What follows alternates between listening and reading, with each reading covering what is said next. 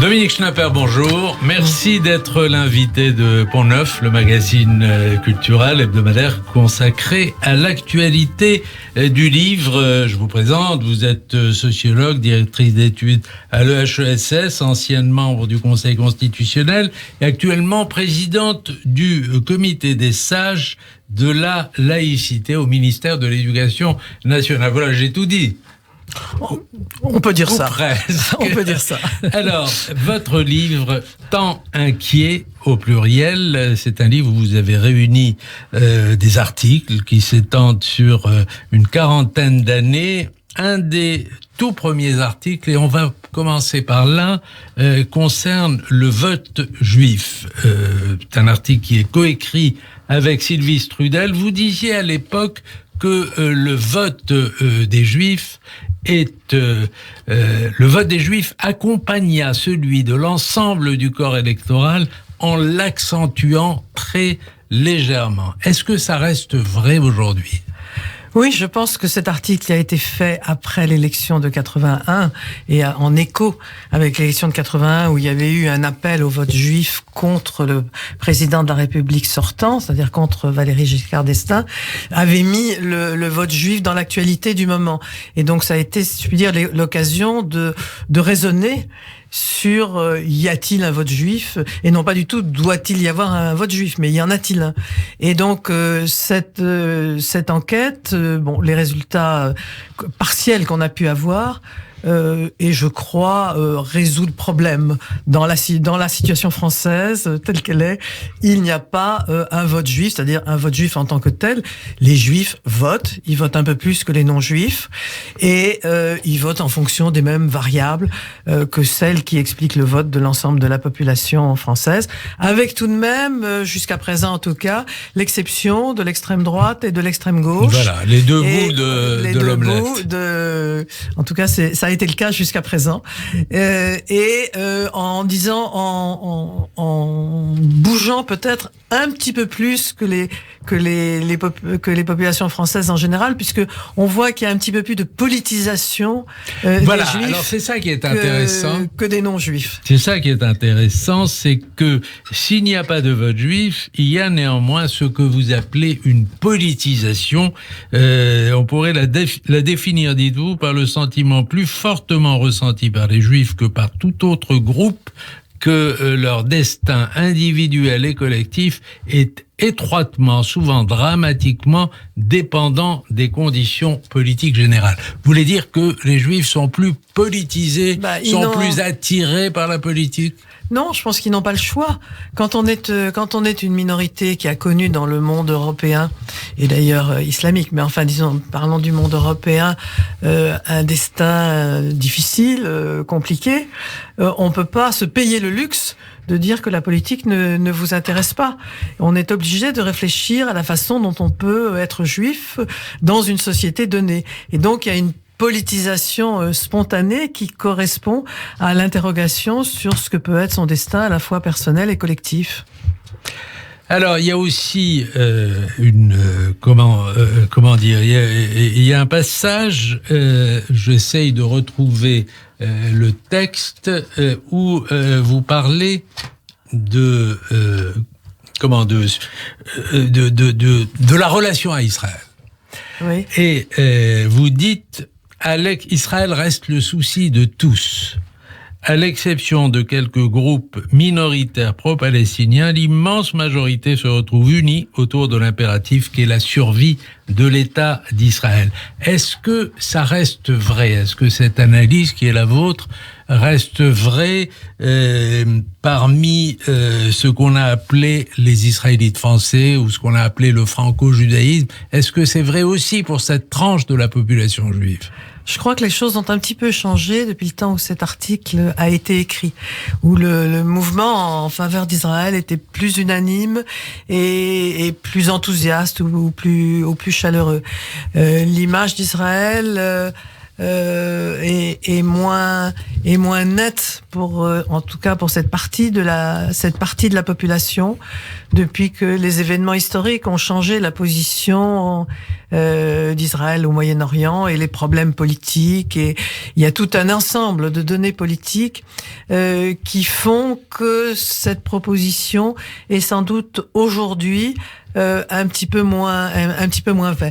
Reste qu'est en commun le souci du destin, enfin de l'existence même d'Israël, mais la critique de la politique israélienne, la politique du gouvernement israélien est certainement plus forte aujourd'hui que dans cette population-là, en tout cas dans cette partie de la population juive, qu'elle n'était à l'époque de l'écriture de ce texte qui doit dater des années 80. Il y a certainement eu une évolution de ce point de vue-là. Il faut ajouter que la moitié de la population israélienne critique aussi la politique du gouvernement israélien, ce qui met cette partie de la population française en accord avec l'opposition israélienne. Mais certainement, il y a eu, dans l'élan des années 70 et 80, une adhésion à Israël qui était moins nuancée qu'elle ne peut l'être aujourd'hui, je pense. Il y a un texte inattendu de Dominique Schnapper sur le Venezuela. Alors, vous m'avez raconté hors micro que vous y étiez avec votre père, Raymond Aron, et c'est un texte qui est ancien, il remonte à 1982, mais vous avez l'air d'être épaté par votre voyage au Venezuela, et même vous le donnez d'une certaine manière en exemple. Non, je pense qu'il illustre une des convictions profondes que j'ai sur la condition juive, c'est que elle est directement liée à la situation démocratique des pays dans lesquels elle se trouve. Et l'exemple du Venezuela, où j'ai été donc tout à fait par hasard, me paraît illustrer très profondément comment cette société, qui était à ce moment-là à la fois démocratique et prospère, permettait le développement d'une communauté juive organisée, à la fois stable, consciente d'elle-même, prospère et bien installée. Et comment les gouvernements successifs du Venezuela, qui ont littéralement détruit cette société démocratique, qui ont détruit la société en tant que société démocratique, l'ont à la fois ruinée et décomposée. Et en décomposant cette société démocratique, ils ont aussi décomposé la communauté juive. Donc c'était un témoignage qui venait illustrer ce fait simple mais fondamental, le destin des Juifs dépend directement du destin de la démocratie dans la modernité. C'est vrai pour le Venezuela, c'est vrai aussi probablement pour l'Argentine, et c'est vrai d'une certaine manière en France aussi. C'est vrai en général, je crois. Alors, il y a quelques textes qui sont très intéressants sur la démographie juive, où on voit quand même la difficulté. C'est vraiment, comment dire, vous dites, en dehors de quelques cas, le renvoi du domaine religieux dans l'ordre du privé fait que dans la majorité des pays occidentaux, les recensements nationaux ne sont pas utilisables pour repérer la population juive. Comment sort-on de cette difficulté-là ? On fait des approximations. Il y a eu des séries de manières de faire des approximations à partir d'un certain nombre de critères indirects. Mais moi, ce qui me paraît important, c'est que la difficulté de définir, de mesurer, enfin de faire de la démographie, tient à la difficulté de l'identité. Je dis toujours à mes étudiants, vous savez, en 1967, le nombre des Juifs a doublé en France. C'est-à-dire que toute une partie de la population qui se savait abstraitement d'origine juive, mais pour laquelle ça n'avait pas de sens fort et intériorisé, au moment où il y a eu la guerre des 6 jours et le sentiment que le destin même d'Israël était en question, se sont sentis juifs et l'identification au judaïsme est redevenue première pour eux. Et donc c'est extrêmement difficile de mesurer la population juive en dehors de la population qui fait partie des organisations juives et qui pratiquent religieusement ou qui est dans le monde juif organisé. Il y a toute une frange de la population qui, sans faire partie du judaïsme organisé, se sent d'une certaine façon, plus ou moins, selon les moments moments et selon les moments de sa propre vie juive. Et alors, comment donner des chiffres sur cette espèce de halo de la population juive clairement définie par ses pratiques, ses convictions et ses déclarations. Et c'est pour ça que dans un pays comme la France, c'est le cas très particulièrement la France à cause de la différence de ses origines, à cause de la laïcité qui empêche de poser des questions sur la religion. Eh bien, dans ces cas-là, les chiffres, il ne suffit pas de faire des chiffres pour faire de la connaissance rationnelle. Les chiffres n'ont un sens que très relatif. Alors, en gros, on peut dire oui, c'est entre 500 000 et 700 000. Voilà. Mais c'est pas plus. Et d'une certaine façon, c'est pas ça le plus intéressant. Vous dites d'ailleurs que l'exemple français est le plus difficile à traiter de ce point de vue. Oui. Et en même temps, moi, je garde en mémoire qu'il y a une quarantaine d'années, une étude du regretté Émeric Deutsch, que vous avez bien connu, avait estimé la population juive entre 600 000 et 700 000. Oui, pourquoi pas ? Pourquoi pas ? Ça dépend comment vous la définissez. C'était un sociologue quand même, il avait extrapolé. Et un sondagier éminent. Oui, mais je crois que justement, il était pris par la logique des chiffres et des sondages. Ça dépend comment vous définissez les juifs et les demi-juifs et les enfants d'un ménage mixte non reconnu par le consistoire. Est-ce que vous considérez qu'ils sont juifs ou qu'ils sont pas juifs? Je veux dire, à partir du moment où l'identité n'est pas définie rigoureusement selon des règles juridiques, la définition d'une identité ne peut pas être très précise, parce que la réalité elle-même est ambiguë et que les mêmes personnes qui ne se sentent pas juives à un certain moment se sentent juives à un autre moment. Ou donc, ailleurs, par exemple aux États-Unis, les enfants d'un couple mixte sont souvent se ressentent comme juifs, ce qui n'est pas toujours le cas en France. Non, mais parce qu'aux États-Unis, il est entendu qu'on fait partie d'un milieu social juif. Alors, on sait à peu près ce dont on parle. En France, il y a des manières extrêmement différentes d'être ou d'être reconnu comme ou de se penser juif. Et alors, il faut pas demander aux chiffres plus que ce qu'ils peuvent donner. Alors, une question, puisque votre livre s'appelle « Temps inquiet » au pluriel, une question de Steve Nadjar. Dominique Schnapper, vous en avez dit un mot tout à l'heure à propos du Venezuela, un mot sur la démocratie en France. Vous écrivez dans l'introduction à ce livre « Toute crise d'antisémitisme traduit une crise de la démocratie ». Est-ce que la dégradation de la condition juive en France est toujours le symptôme d'un dysfonctionnement des institutions démocratiques du pays? Et si c'est le cas, qu'est-ce qui se passe depuis 20 ans en France? La réponse est oui. Toutes les crises de la démocratie s'annoncent par une poussée de l'antisémitisme. Et on peut en comprendre la logique. L'antisémitisme fait tellement partie d'un héritage de représentation largement partagé quand la démocratie est assez forte, c'est-à-dire quand le civisme contrôle les passions tristes, comme dirait l'autre, cette atmosphère anti-juive reste marginale, elle n'est pas un problème politique, elle est personnelle, elle est mondaine, elle est marginale. Quand le civisme s'affaiblit, eh bien, elle s'exprime librement et elle se traduit dans le monde social ou dans le monde politique. Et je pense qu'il y a une logique, c'est le civisme, et c'est pour ça que la condition des Juifs n'est bonne que dans la démocratie, c'est quand le civisme canalise suffisamment les passions héritées d'une histoire que nous connaissons, que les Juifs peuvent connaître un destin, un bon destin, comme on a pu le connaître depuis la Seconde Guerre mondiale. Et ces passions tristes s'expriment aujourd'hui au sein de l'espace politique? Eh bien, depuis le début de ce nouveau siècle, on voit apparaître dans le monde social, pas le monde politique, puisque les gouvernements qui ont été au pouvoir, qu'ils soient de droite ou de gauche, ont été sur ce plan non critiquable, enfin ont été parfaits.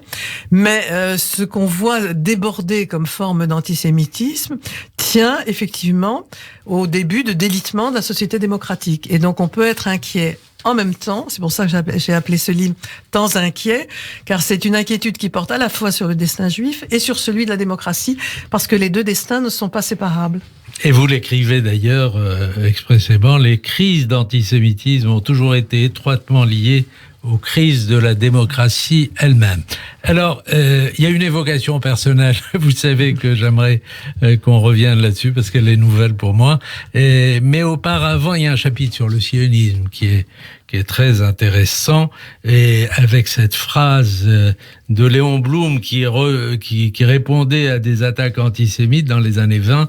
Juif français, né en France, d'une longue suite d'aïeux français, ne parlant que la langue de mon pays, nourri principalement de sa culture, m'étant refusé à le quitter alors même où j'y courais le plus de danger, je participe de toute mon âme à l'effort admirable qui assure désormais une patrie digne, égale et libre à tous les Juifs qui n'ont pas eu, comme moi, la bonne fortune de la trouver dans leur pays natal.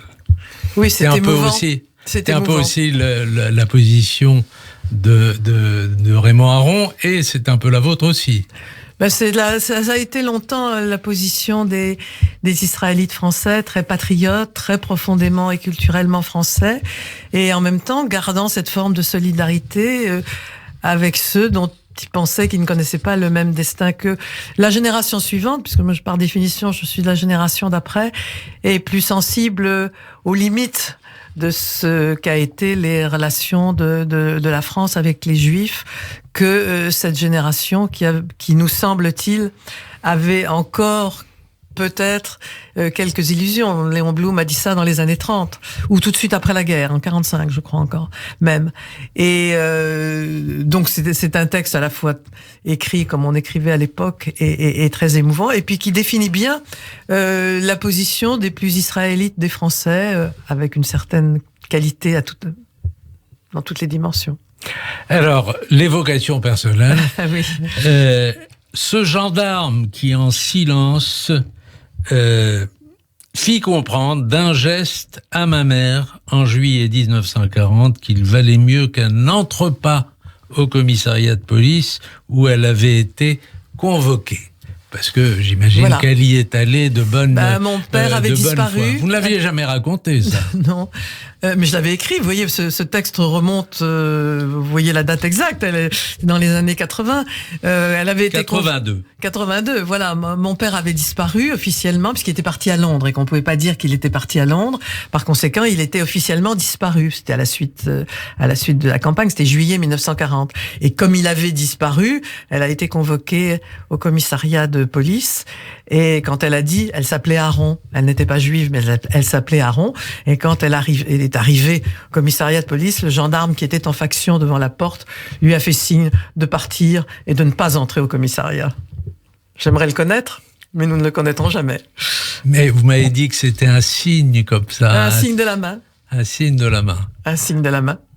Ça veut dire, je ferme les yeux et n'entrez pas. N'entrez pas, vous n'aurez que des ennuis. Ne répondez pas à la convocation, vous n'aurez que des ennuis. Vous appelez Aaron. Voilà. N'entrez pas.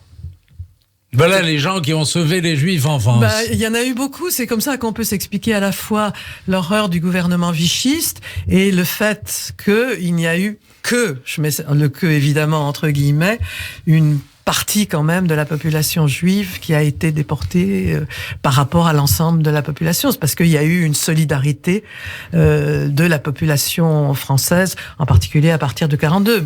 Nous connaissons beaucoup de gens qui ont été sauvés grâce à cette solidarité. Je connais un ménage de juifs allemands parlant un français remarquable, mais avec un accent allemand évident, des grands bourgeois de Cologne qui ont passé leur vie dans un village comme ouvriers agricoles. Personne ne pouvait penser que c'était des ouvriers agricoles. Eh ben, ils ont survécu parce que le village n'a pas bougé. Oui, parce qu'il y a souvent des historiens de bonne foi, ils sont pas toujours de bonne foi, mais de vrais historiens de bonne foi qui disent finalement qu'est-ce qui explique que la situation des Juifs en France pendant la guerre a été différente quand même des autres pays. La voilà la différence. Oui. Ils étaient intégrés, ils parlaient français, ils étaient cachés par la population. Oui, mais même quand ils parlaient français avec un gros accent, c'est-à-dire qu'il y a eu à la fois beaucoup de dénonciation, oui, et il y a eu aussi beaucoup de solidarité. Là, il y a eu vraiment une division, et puis ça a évolué au cours des années, parce que à partir de 42, les déportations ont changé l'opinion publique. Il y a eu des travaux historiques là-dessus qui ont montré quand même une évolution de l'opinion publique qui, en 1940, était sidérée par la défaite et n'a pas réagi au statut des Juifs, a vu ça de loin et n'a pas compris. Mais en revanche, à partir de 42, il y a eu une prise de conscience qui a été différente. Et il y a eu toutes sortes de formes de solidarité au milieu d'un monde aussi de dénonciation. Il paraît que dans certaines archives, il y a comme ça des mètres entiers de papier qui sont des dénonciations des voisins qui essayent d'avoir le magasin, les objets. Enfin, bon, la société est faite des uns et des autres.